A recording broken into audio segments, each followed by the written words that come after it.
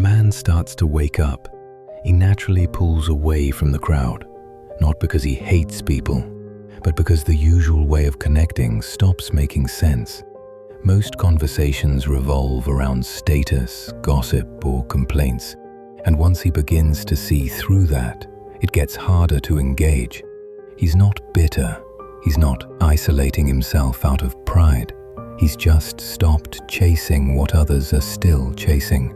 He starts to notice the performance in everyday interaction, the need to be liked, to belong, to say the right thing, and without making a big deal about it, he quietly steps back. People might still wave, they might still offer small talk, but the connection is no longer there because it was never real to begin with. He didn't cut ties, he didn't burn bridges, he simply stopped pretending. And when he does that, distance happens on its own. This is the beginning of solitude, not loneliness, just space between who he used to be and who he's becoming. He starts to see clearly what holds people together isn't real. It's not depth, it's not truth, it's habit, comfort, and shared illusions. People bond over complaining about their jobs, over chasing status, over defending ideas they've never truly questioned. He used to do the same. He used to think that was connection. But now it feels more like noise. He notices how often people speak just to avoid silence, how much energy goes into keeping up appearances, the constant need for validation, for agreement, for reassurance. And once he no longer needs those things himself, he sees how dependent others are on them. How relationships often survive not because of honesty, but because everyone agrees to keep the story going. He understands why people hold on to what feels familiar. He still cares. He still listens, but he no longer plays along. That shift, subtle as it is, creates distance all on its own. From the outside, he might seem the same. He still shows up. He's still polite. He hasn't disappeared completely. But something fundamental has shifted, and the people around him can feel it, even if they can't name it. They sense that he's no longer trying to impress anyone, that he's not looking for approval, that he's not playing the social game anymore. Some find it admirable, others find it unsettling, because he's no longer easy to read, because he's not performing for anyone. He doesn't flatter, doesn't compete, doesn't entertain. And that makes him hard to place. People might say he's distant, or too quiet, or that he's changed. What they really mean is, he no longer fits into the roles they've grown used to. They liked him better when he reflected their values. Now he reflects something else, something still, grounded, and not dependent on being liked. People see him, but they don't really know him, because knowing him now would require them to see what he sees, and most people aren't ready for that. He once believed that staying connected meant staying involved, showing up, participating in conversations, maintaining appearances, but with time, that definition changed. As his priorities shifted inward, he stopped engaging out of obligation, not because he cared less, but because he no longer needed others to affirm his place in the world. He still values connection, but not if it depends on constant engagement, emotional performance, or subtle negotiation for approval. He doesn't withdraw out of resentment. He simply no longer finds value in maintaining relationships built on pretense or expectation. To those accustomed to transactional connection, his presence can feel distant, but in truth, he's simply not playing the same role anymore. He no longer speaks just to keep the peace. He no longer sees himself through other people's eyes. What emerges in that space is not loneliness, but clarity, a calm independence that allows him to remain rooted even when others come and go. He's become honest, and from that honesty, a deeper kind of freedom begins to take shape. From the outside, solitude is often misunderstood. To most people, being alone signals a lack of friends, of purpose, of belonging. But for a man who has begun to see clearly, solitude becomes something else entirely. He no longer fills his time with distractions, just to avoid being alone with himself. He no longer seeks out constant company to escape discomfort.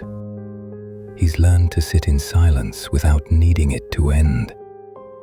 What others describe as loneliness is often just unfamiliar stillness. They equate the absence of noise with emptiness.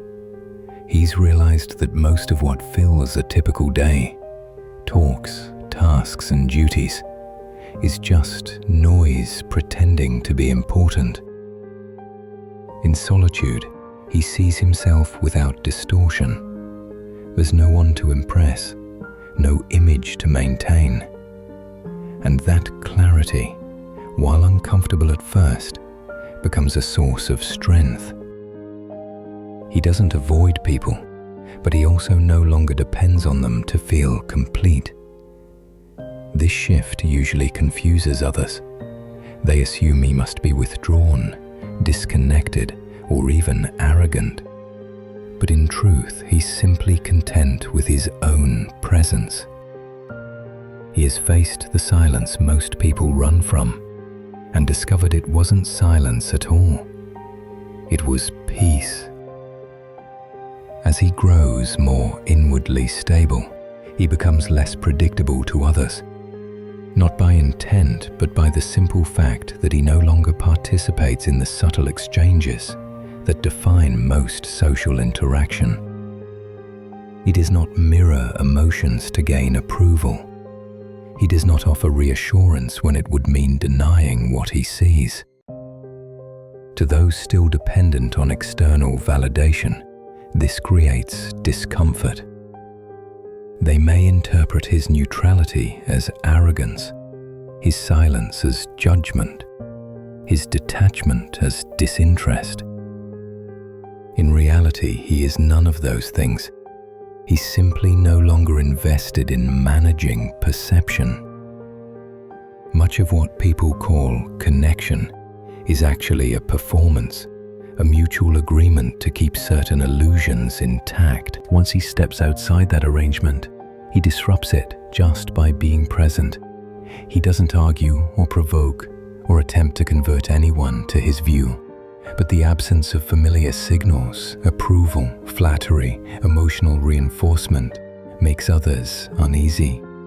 Many of his previous friendships begin to fade, not because of conflict, but because the foundation they stood on no longer holds. He begins to notice how often relationships are maintained through shared complaints, routine habits, or the mutual reinforcement of personal narratives. Once he no longer participates in those patterns, the connection weakens on its own. He no longer feels compelled to offer agreement for the sake of belonging. He no longer entertains conversations that avoid substance, and he has no interest in maintaining ties that require him to shrink himself. This shift is not a rejection of others. It's the result of a change in what he's willing to invest his energy in. True friendship becomes something quieter, simpler, and far more rare. It is no longer based on shared illusions, but on mutual recognition. Two people who don't need each other, yet choose to walk alongside one another without expectation. These kinds of connections cannot be manufactured. They emerge naturally, if at all, and only when both individuals have stopped seeking to be completed by the other. Most social interaction relies on unspoken rules. You validate my perspective, I'll validate yours. We won't go too deep. We won't challenge each other's assumptions. Won't pretend we agree, even if we don't. He used to play by those rules because everyone did. But once he starts operating outside of them, the dynamic begins to break down. He no longer gives comfort just to ease tension. He doesn't pretend to agree when he doesn't. He's done with the little acts that keep everyone else feeling safe, but keep him feeling false. This isn't defiance, it's clarity. And that clarity is disruptive because it exposes how much of everyday life is based on mutual avoidance of truth. People notice, even if they don't understand what's changed.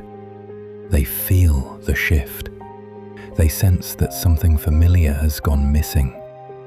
The constant exchange of comfort, validation, and distraction. And without him feeding the system weakens. Talks start to feel awkward. People stop reaching out as much. What used to feel warm and familiar now feels tense and uneasy. Not because he did something wrong, but because he stopped playing along. He hasn't rejected anyone. He simply stopped reinforcing a structure he no longer believes in. As his understanding deepens, something unexpected happens. He begins to need less, not just materially, but emotionally, socially, even intellectually. He no longer seeks recognition. He no longer relies on others to confirm what he already knows internally. And as that need dissolves, so do many of the relationships that once required it. This is the paradox. The clearer he becomes, the quieter his life becomes. Not because he's closed off, but because so much of what once filled his time was rooted in a search for external affirmation. Without that search, most social activity feels optional, if not unnecessary. He stops trying to be understood. He stops needing to explain. He no longer measures his presence by how much space he takes up in other people's lives. From the outside, this might look like withdrawal, but inside, it's the opposite. A settling into something solid and real. He still values connection, but only when it emerges naturally, without demand or performance. He hasn't become cold. He's simply no longer dependent. And in that detachment, there's a kind of depth that can't be found through attachment. Once he wakes up, he can't unsee what he sees. He looks inward and the noise quiets. He looks outward and the world is still asleep. He sees the false certainty in people's eyes, the roles they perform, the beliefs they never question, the constant movement that masks an inner stillness they haven't touched. He no longer envies what others call connection, because he understands the cost it often demands. Agreement, performance, conformity, and he won't trade truth for the comfort of fitting in. Still, there's a part of him that remembers, a part that quietly hopes, not for crowds, not for company, but for someone awake, someone who has seen what he's seen, felt what he's felt, someone who doesn't need him to be smaller, quieter, or more agreeable in order to feel safe. That kind of meeting is rare. It can't be forced, and he would rather wait in silence than pretend in conversation. So he walks alone, not because he enjoys being apart, but because in a world still dreaming, authenticity is more valuable than acceptance. At some point, the solitude stops feeling unusual. It becomes normal, not empty, just quiet. He no longer interprets distance as a problem to solve. He sees it for what it is, the natural result of no longer pretending. While others surround themselves with noise, he has learned to live in stillness. While many chase attention, he moves without asking to be seen. People often assume he must feel lonely, as if company, any company, is always better than walking alone. But they confuse isolation with absence. He is not absent, he is simply no longer performing. He has come to prefer the space that honesty creates over the closeness that illusion demands. This is the final shift. He doesn't need the world to wake up for him to feel whole. He doesn't need agreement to feel clear, and he doesn't need validation to know who he is. He walks alone, yes, but not as an outsider, as a man, at peace with the cost of truth. If you're not following us, you will probably never hear my voice again. Join the movement. Unlock your full potential.